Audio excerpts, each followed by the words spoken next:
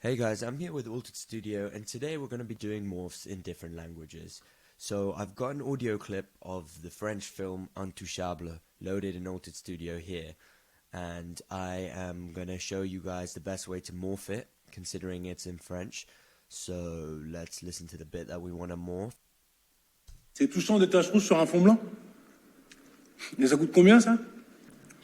Okay, cool. So we're going to go over here and we're going to press the morph selection. We're going to choose a voice. We're going to go for Jennifer. English, Edinburgh, Scottish, warm, kind. Oh, let's go.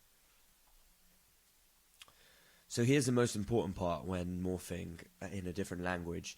You have to choose the Timbre model 2. Timbre 2 in brackets written cross-lingual, or Timbre 2 fast, which is also cross-lingual, because this takes into account the best performance for various different languages. So I'm going to go with Timbre 2.